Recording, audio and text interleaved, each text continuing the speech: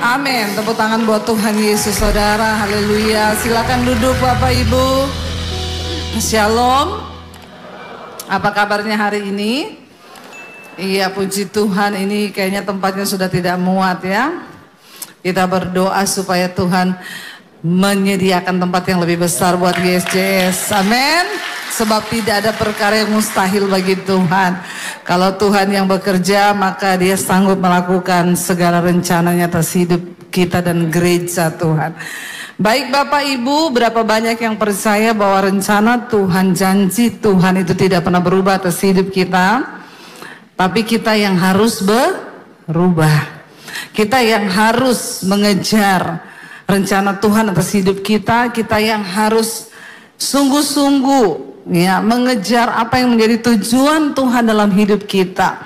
Sebab saya percaya Tuhan itu nggak mau kalau kita ini hanya berputar-putar dalam hidup ini, tapi kita nggak pernah sampai pada tujuan kita, yaitu menggenapi panggilan dan rencana Tuhan atas hidup kita. Kita mau sama-sama belajar firman Tuhan. Saya percaya saudara, setiap orang yang mau mengalami, setiap orang yang mau menggenapi rencana Tuhan, itu dia pasti akan mengalami yang namanya ujian. Ingat ketika Tuhan berbicara kepada Abraham, Abraham tinggalkan negerimu, sanak saudaramu, tinggalkan kenyamananmu, dan pergilah ke satu tempat di mana aku akan mulai menggenapi janjiku atas hidupmu.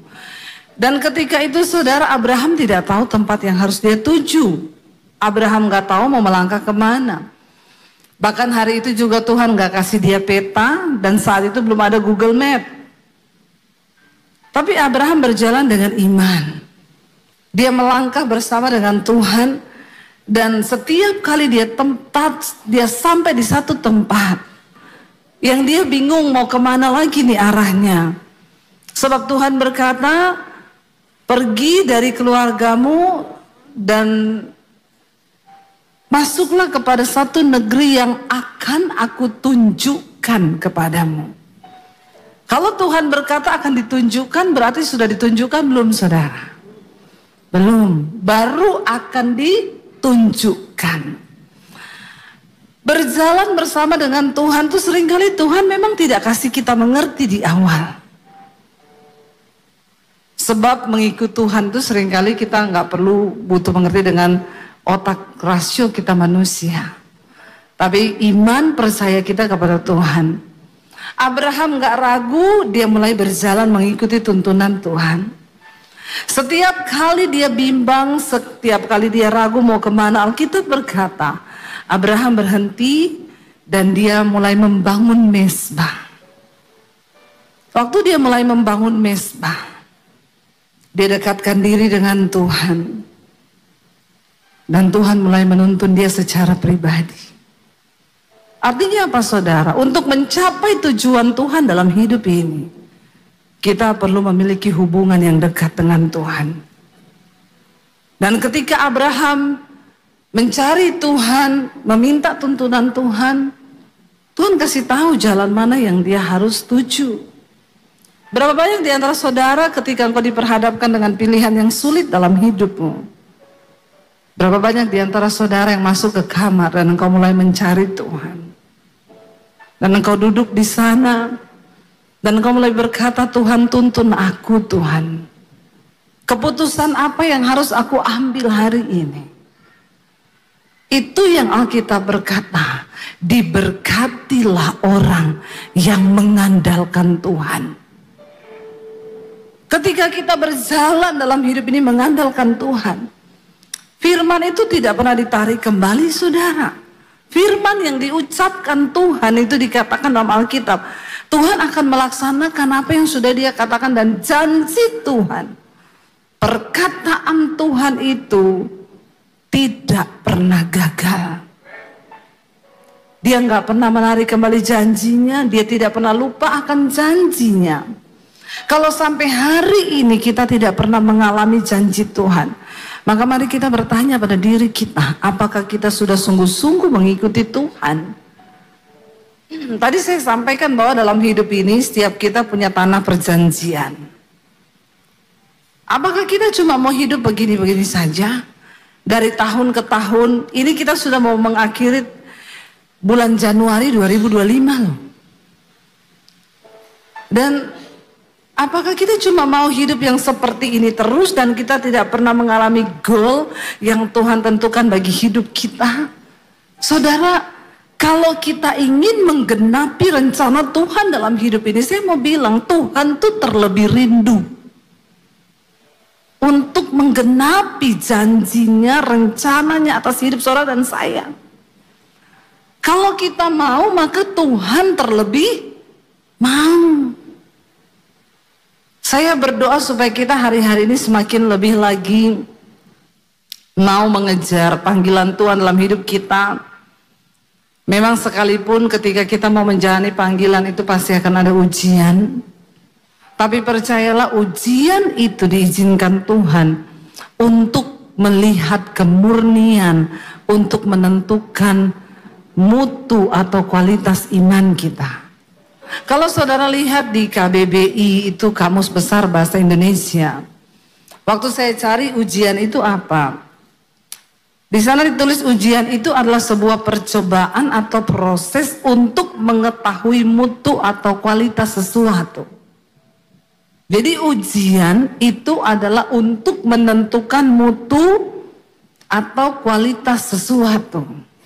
Berarti kalau saudara menghadapi ujian dalam hidupmu, itu untuk menentukan kualitas imanmu. Sekarang kita coba selaraskan dengan firman Tuhan.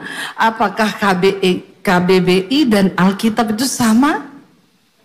Kalau melihat arti dari ujian, lihat bersama 1 Petrus pasal yang pertama ayat 5 sampai ayat yang ke-7. 1 Petrus 1 ayat 5 sampai ayat yang ke-7, di firman Tuhan berkata di sana begini saudara. Baca bersama 1, 2, 3.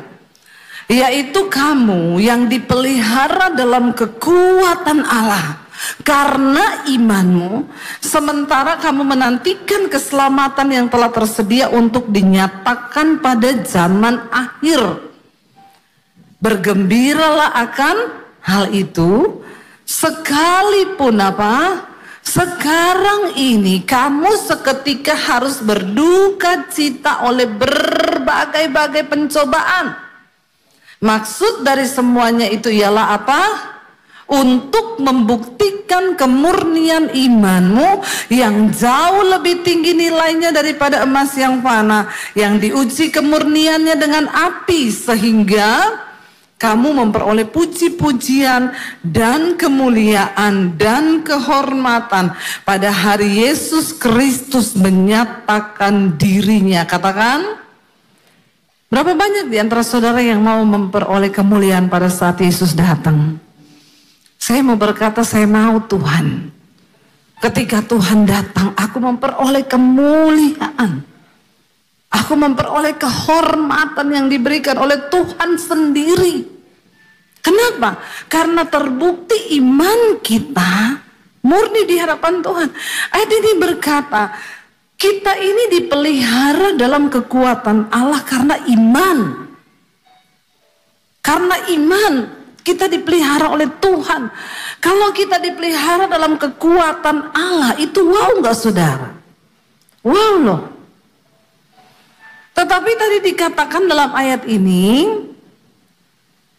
sekalipun kita ini dipelihara dalam kekuatan Allah, bergembiralah akan hal itu. Karena kekuatan Allah yang menopang kita.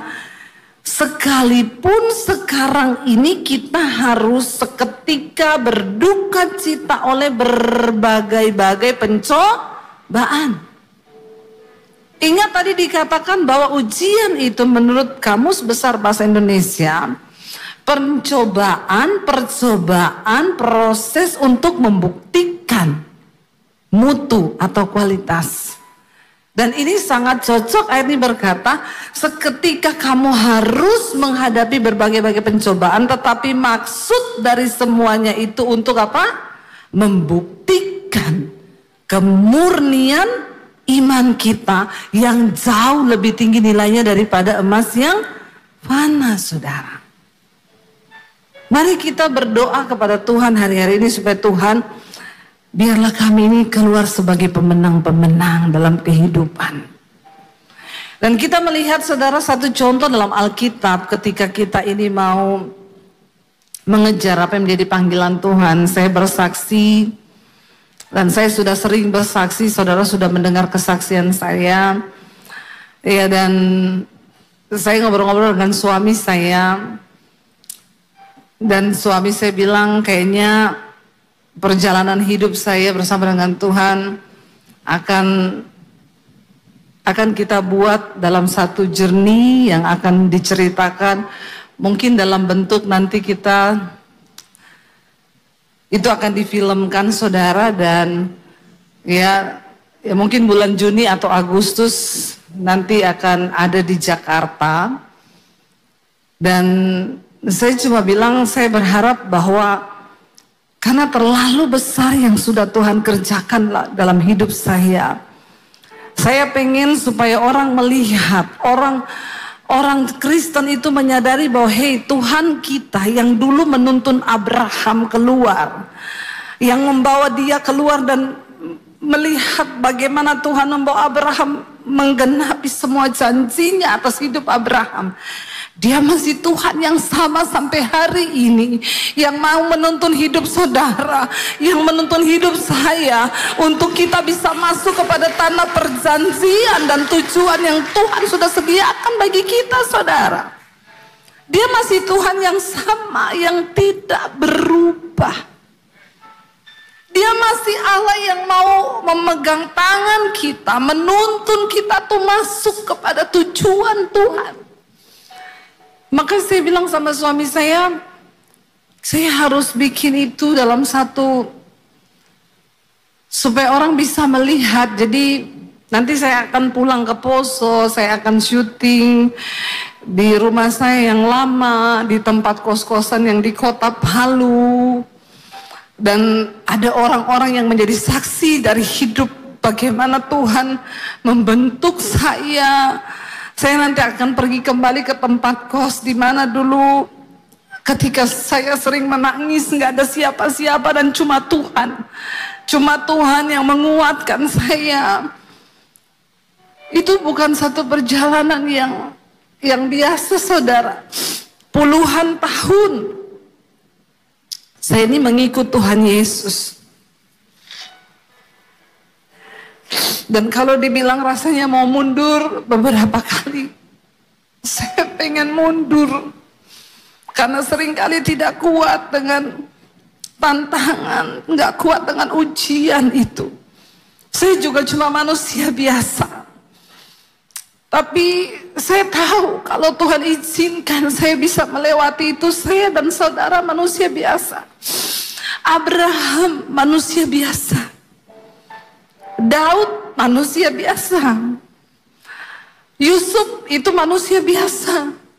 Dan kisah di Alkitab itu masih terjadi sampai hari ini. Tuhan sedang mencari orang-orang yang mau terus komitmen berjalan bersama Tuhan sampai kita benar-benar menggenapi apa yang menjadi tujuan Tuhan atas hidup kita. Dan kita mau belajar hari ini dari seorang tokoh di Alkitab yang bernama Ayub. Saudara, waktu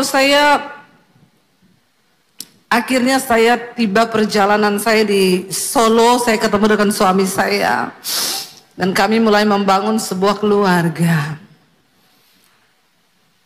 Saya pikir sudah selesai di situ rencana Tuhan, karena saya akhirnya menemukan pasangan hidup yang selama ini saya hidup hanya sendiri dengan Tuhan.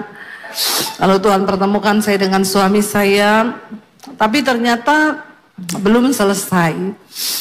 Bahkan sampai hari ini saya tahu tangan Tuhan tuh masih menuntun saya. Perjalanan kita itu selesai ketika kita menutup mata, waktu kita ada di peti itu baru selesai. Dan ketika kami di Solo sudah punya rumah, sudah enak pelayanan, sudah nyaman, sudah aman, tiba-tiba saya mendapat panggilan Tuhan untuk pindah ke Jakarta. Seperti yang sudah sering saya saksikan waktu mau pindah itu, kami nggak punya uang di tabungan, ya jangankan bicara 1 M, 10 juta aja nggak ada, saudara. Dan akhirnya kami tinggalkan kota Solo. Waktu itu saya tawar-menawar dengan Tuhan. Lama sampai kami gumuli, minta tanda, digenapi semuanya. Dan akhirnya kami putuskan untuk taat sama Tuhan. Kami pindah di Jakarta. Sampai di Jakarta, waktu itu anak-anak masih di Solo. Saya ketemu dengan seorang teman, suami. Lalu kami diajak pelayanan di satu gereja, saudara. Dan di sana,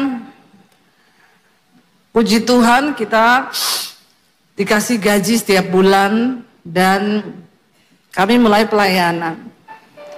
Satu saat ada pengusaha kaya di gereja itu. Dia terberkati dengan pelayanan saya, lalu dia panggil saya, dia bilang, anak-anaknya mana Bu? Masih di Solo. Kenapa nggak dibawa pindah ke sini? Belum bisa Pak, karena kami nggak punya uang untuk bawa anak-anak pindah, dan kami pulang 2 minggu sekali, dan kami juga di sini cuma numpang di rumah orang, karena belum punya uang untuk kontrak rumah sendiri. Lalu dia bilang, bawa anak-anak bawa ke sini, bawa ke Jakarta. Nanti saya suruh urus semuanya, masukin sekolah, berapa biayanya, cari rumah kontrak sendiri, nanti saya bayar kontrakannya, bahkan isi-isi rumahnya, dari sofa, kulkas, tempat tidur, semua disiapin. Ketika kami mengalami itu, lalu dia bilang, dari gereja ibu dapat setiap bulan dengan suami sekian. Dari saya pribadi, setiap bulan saya akan kasih sekian. Wow, dari yang tadinya ujian kekeringan, ujian kekurangan, tiba-tiba Tuhan angkat masuk dalam ujian kelimpahan.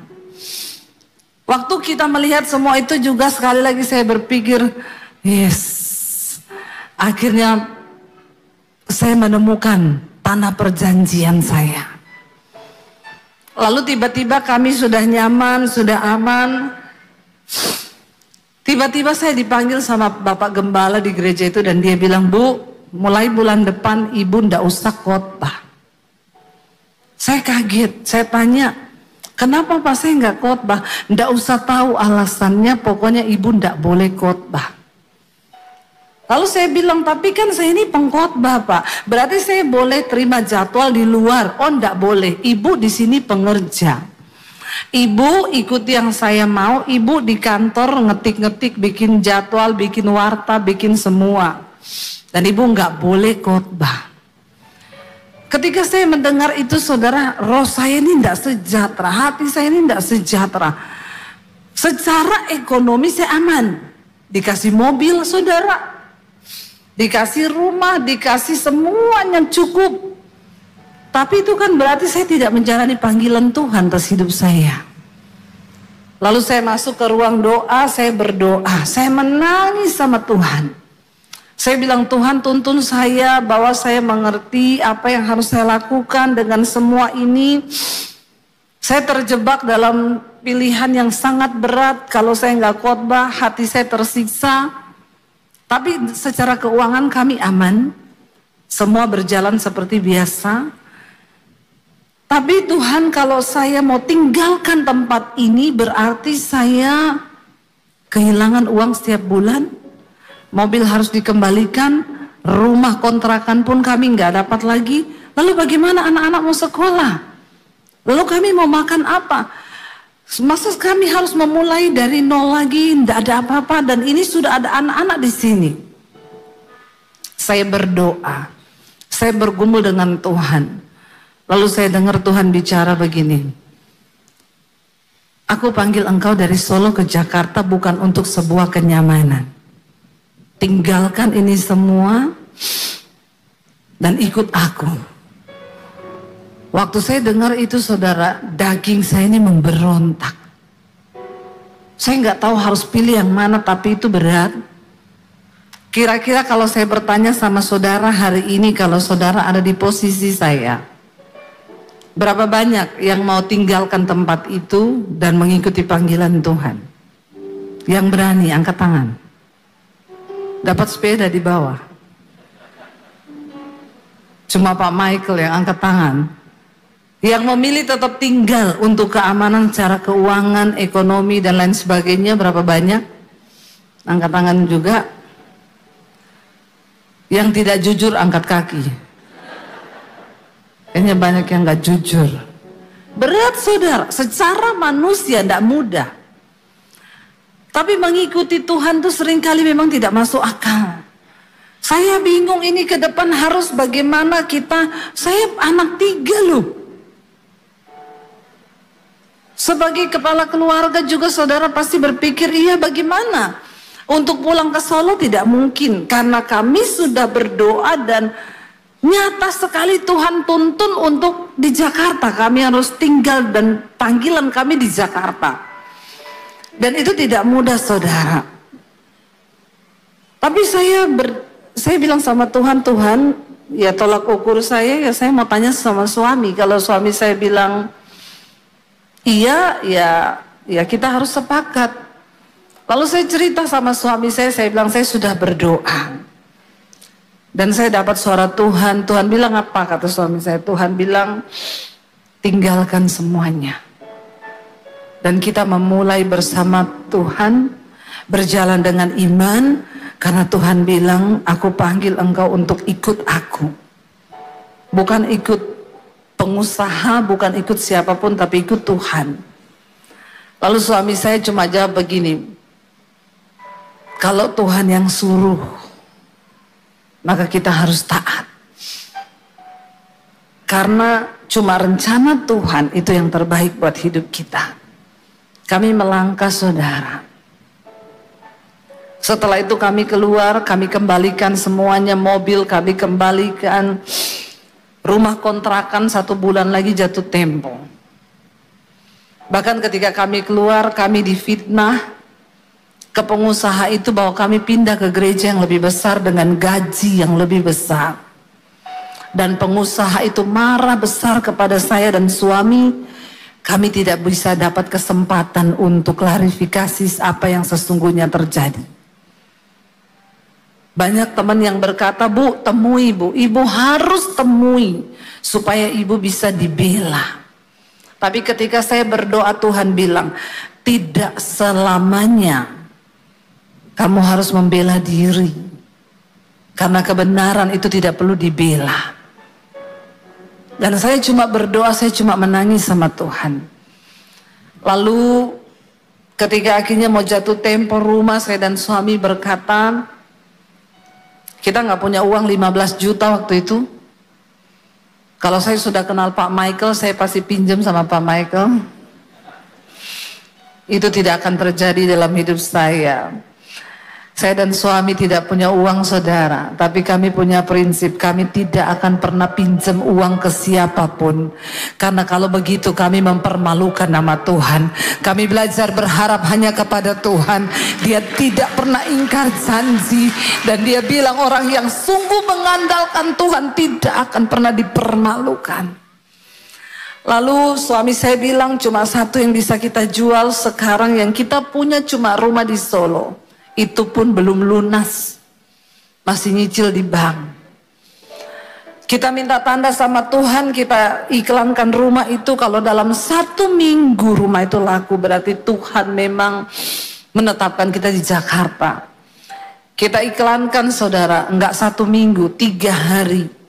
Ada orang yang telepon nanya, dia beli rumah itu, datang bawa uang cash di kresek. Lalu dibayar dan uang itu kami pakai buat ngontrak rumah. Dan akhirnya kami mulai berjalan dalam panggilan. Seringkali ketika kita mengikut Tuhan untuk menggenapi rencana Tuhan, menuju tanah perjanjian yang Tuhan sediakan buat kita, itu ada hal-hal yang gak masuk akal. Tapi itulah iman saudara. Mungkin hari ini yang kau sedang menghadapi satu situasi yang kau berkata nggak masuk akal Tuhan. Nggak mungkin ada jalan keluar.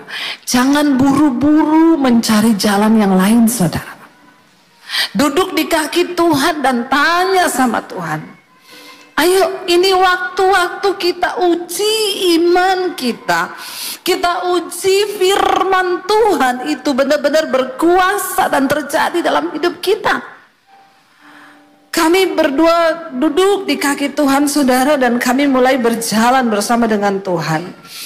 Hari ini, Ayub adalah seorang yang mengalami penderitaan yang begitu hebat di waktu yang bersamaan. Uangnya habis, kekayaannya habis, semua yang dia miliki habis, anaknya mati.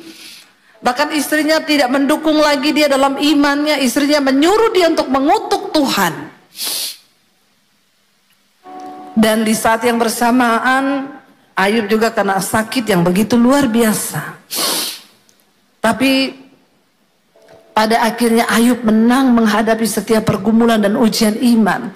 Sampai dia menemukan tanah perjanjian. Tuhan kembalikan semua yang hilang itu berlipat kali ganda. Kita mau belajar apa yang waktu itu Ayub lakukan sampai dia akhirnya bisa keluar sebagai pemenang. Kita baca, saudara, Ayub 23 mulai ayat yang ke-10. Firman Tuhan di sana berkata begini, saudara. Ayub 23 ayat yang ke-10, baca bersama 1, 2, 3. Karena ia tahu jalan hidupku, seandainya ia menguji aku akan timbul seperti emas. Hari ini mungkin engkau sedang bertanya, kenapa Tuhan? Apa yang aku alami? Apa yang sedang terjadi?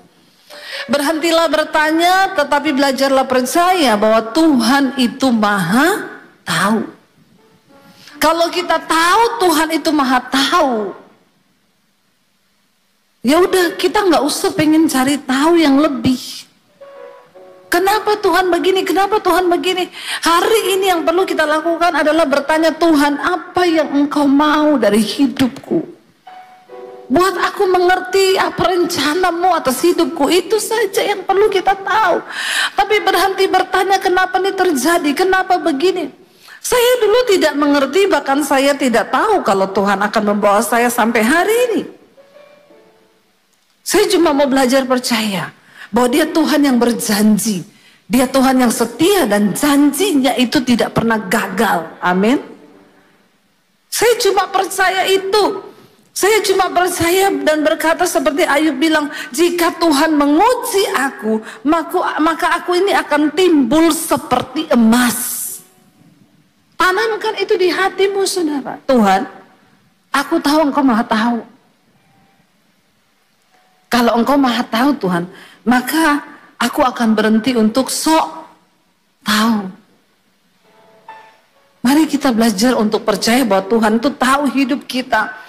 Dia yang paling tahu masa depan kita. Dia yang paling tahu akhir cerita dari hidup kita. Yusuf nggak pernah tahu kalau dia akan diangkat menjadi orang yang berpengaruh di Mesir. Saya tidak pernah tahu. Tapi Tuhan tuh tahu. Tuhan paling tahu. Anak-anak muda, engkau jangan pakai kekuatanmu untuk cari jodoh. Tuhan tahu loh yang terbaik buat engkau. Amin. Ya, pastikan pasanganmu itu lawan jenis. Itu aja. Jangan yang sejenis, karena sekarang banyak yang aneh-aneh. Ya, banyak tulang lunak. Di sini kayaknya ndak ada. Jangan, saudara. Mari belajar percaya bahwa Tuhan itu tahu semua yang terbaik buat hidup kita. Kalaupun hari ini mungkin engkau sakit, Tuhan pisahin engkau dengan seseorang, percayalah bahwa Tuhan punya rencana yang indah, men. Itu yang aminnya kenceng, pasti lagi diputus pacarnya itu. Amin. Kasihan ya, tapi percaya. Saya percaya ada rencana Tuhan yang luar biasa atas hidupmu. Tuhan akan kasih kau yang terbaik. Amin. Ya, jangan, saudara. Kita belajar untuk percaya. Yang kedua, apa yang Ayub katakan? Dia bilang, kakiku mengikuti jejaknya. Aku menuruti jalannya dan aku tidak menyimpang. Mari kita belajar untuk mengikuti jejaknya Tuhan. Memang seringkali jejaknya Tuhan tuh tidak enak. Memang seringkali jalannya Tuhan itu tidak terpikirkan. Memang seringkali itu bertentangan dengan daging kita. Kalau saya bisa memilih, Ya waktu saya bertanya Tuhan apa yang harus saya lakukan, saya lebih memilih mendengar Tuhan bicara. Kamu tidak usah pergi dari tempat ini, karena ini adalah tempat berkat. Kamu dicikupi setiap bulan, dapat mobil, dikontrakin rumah. Bertahanlah anakku. Itu lebih enak bagi daging saya. Tapi ternyata ketika saya berdoa, Tuhan bilang tinggalkan tempat ini. Lah Tuhan, bagaimana ke depan? Anak 3 makan apa? Kami kontrak rumah pakai apa? Tapi Tuhan bilang ikut. Walau kita tidak mengerti jalan Tuhan, jalan aja bersama Tuhan, saudara. Amin. Karena waktu kita belajar percaya kepada jalan Tuhan, ya kita percaya bahwa Dia Tuhan yang tidak pernah mengecewakan kita. Dia Tuhan yang akan menuntun kita sampai pada jalan yang tepat. Terlalu rugi saudara, kita ini hidup berapa lama di dunia ini? Berapa puluh tahun yang engkau habiskan hidupmu untuk engkau berputar di padang gurun. Ambil kesempatan dan keputusan hari ini dan berkata, Tuhan, aku mau kejar tanah perjanjian yang Tuhan sudah sediakan bagiku. Saya bersyukur tahun 95 saya terima Tuhan Yesus. Tahun 95 saya mulai mengikuti jejaknya Tuhan. Saya lulus SMA, kalau sampai hari ini dihitung, sudah separuh lebih dari umur hidupku yang saya pakai untuk mengikuti jejaknya Tuhan. Dan saya tidak pernah menyesal. Saya tidak pernah merasa rugi ikut Tuhan. Justru saya berkata, Tuhan, kenapa enggak dari dulu Tuhan Engkau panggil aku? Saya merasa dulu telah menyia-nyiakan waktu sampai saya usia SMA, saya tidak mengenal Tuhan. Ada begitu banyak kesalahan yang pernah saya buat. Ada begitu banyak keputusan-keputusan yang salah yang saya ambil dalam hidup, yang pada akhirnya membawa saya pengen mati bunuh diri saat itu. Tapi waktu saya mulai mengikuti jejaknya Tuhan, saudara, saya melihat Tuhan mulai menggenapi janji-janjinya dalam kehidupan saya. Dan Tuhan yang sama akan menggenapi dalam hidupmu. Ayub bilang, aku mengikuti jejaknya, aku menuruti jalannya dan tidak menyimpang. Jangan pernah coba menyimpang dari jalan Tuhan. Seberat apapun itu yang harus kau bayar, serumit apapun itu, setidak mengerti apapun itu, lebih baik engkau tidak mengerti daripada engkau tidak percaya. Walaupun kau tidak mengerti, saudara, tetap yakinkan dirimu bahwa kau mau tetap percaya pada Tuhan. Kayak pujian yang berkata, sering ku tak mengerti, jadi katakan, ajarku memahami semua yang kau ingini, agar hidupku puaskan hatimu. Bagimu aku rela sepenuh hati menghamba, serahkan diri, genapi karyamu. Amin, saudara.